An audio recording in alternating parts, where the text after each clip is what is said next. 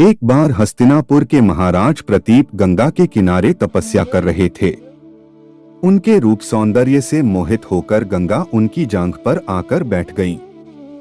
गंगा ने कहा, हे राजन, मैं ऋषि की पुत्री गंगा हूँ और आपसे विवाह करने आपके पास आई हूँ। इस पर महाराज प्रतीप बोले, गंगे, तुम मेरी दाहिनी जांघ पर बैठी हो। पत्नी को तो वामांगी होना चाहिए, दाहिनी जांघ तो पुत्र का प्रतीक है।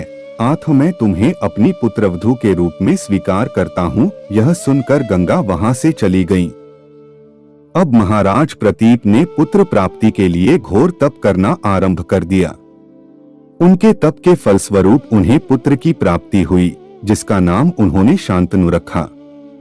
शांतनु के युवा होने पर उसे गंगा के साथ विवाह करने का आदेश देकर महाराज प्रतीप स्वर्ग चले गए।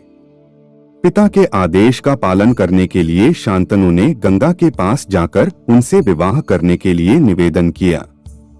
गंगा बोली, राजन, मैं आपके साथ विवाह तो कर सकती हूँ, किंतु आपको वचन देना होगा कि आप मेरे किसी भी कार्य में हस्तक्षेप नहीं करेंगे। शांतनु ने गंगा के कहे अनुसार वचन देकर उनसे विवाह कर लिया।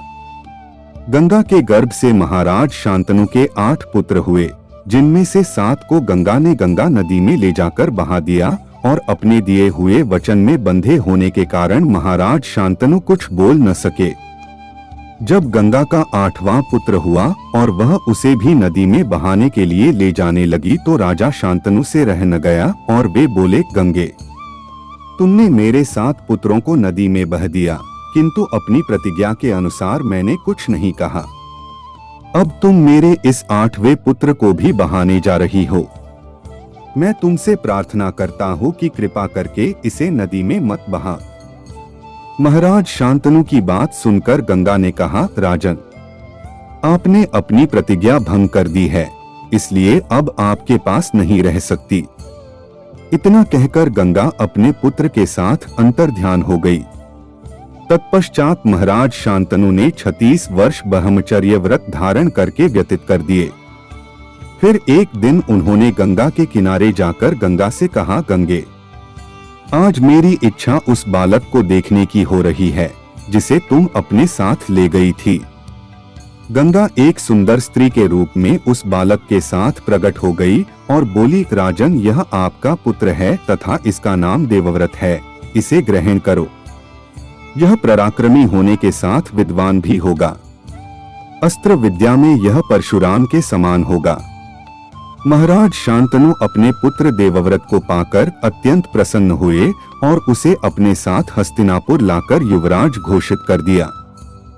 एक दिन महाराज यमुना के तट पर घूम रहे थे कि उन्हें नदी में नाव चलाते हुए एक सुंदर कन्या दृष्टिगत हुई। उसके अंग अंग से सुगंध निकल रही थी। महाराज ने उस कन्या से पूछा, हे देवी, तुम कौन हो? कन्या ने बताया, महाराज, मेरा नाम सत्यवती है और मैं निषाद कन्या हूँ। शांतनु उसके रूप यौवन पर रिझकर तत्काल उसके पिता के पास पहुँचे और सत्यवती के साथ अपने विवाह का प्रस्ताव किया। इस पर निषाद बोला, राजन, मुझे अपनी कन्या का आपके साथ विवाह करने में कोई आपत्ति नहीं है, परंतु आपको मेरी कन्या के गर्भ से उत्पन्न पुत्र को ही अपने राज्य का उत्तराधिकारी बनाना होगा। निषाद के इन वचनों को सुनकर महाराज शांतनु चुपचाप हस्तिनापुर लौट आए। सत्यवती के वियोग में महाराज शांतनु व्याकुल रहने लगे। उनका शरीर दुर्बल होने लगा। महाराज की इस दशा को देखकर देवव्रत को बड़ी चिंता हुई। जब उन्हें मंत्रियों के द्वारा पिता की इस प्रकार की दशा होने का कारण ज्ञात हुआ तो वे तत्काल समस्त मंत्रियों के साथ निषाद के घर जा पहुंचे और उन्होंने निषाद से कहा, हे निषाद, आप सहर्ष अपनी पुत्री सत्यवती का विवाह मेरे पिता शांतनु के साथ कर दे।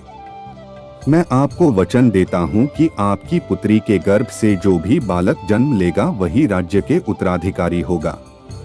कालांतर में मेरी कोई संतान आपकी पुत्री के संतान का अधिकार छीन न पाए, इस कारण से मैं प्रतिज्ञा करता हूँ कि मैं आजन्म अविवाहित रहूंगा। देवव्रत की इस प्रतिज्ञा को सुनकर निषाद ने हाथ जोड़कर कहा, हे देवव्रत, आपकी यह प्रतिज्ञा अभूतपूर्व है। इतना कहकर निषाद ने तत्काल अपनी पुत्री सत्यवती को देवव्रत तथा उनके मंत्रियों के साथ हस्तिनापुर भेज दिया। देवव्रत ने अपनी माता सत्यवती को लाकर अपने पिता शांतनु को सौंप दिया।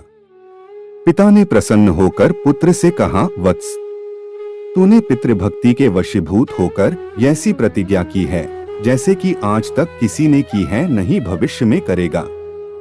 मैं तुझे वरदान देता हूँ, तेरी मृत्यु तेरी इच्छा से ही होगी। तेरी इस प्रकार की प्रतिज्ञा के कारण तू भीष्म कहलाएगा और तेरी प्रतिज्ञा भीष्म प्रतिज्ञा के नाम से सदैव प्रख्यात रहेगी।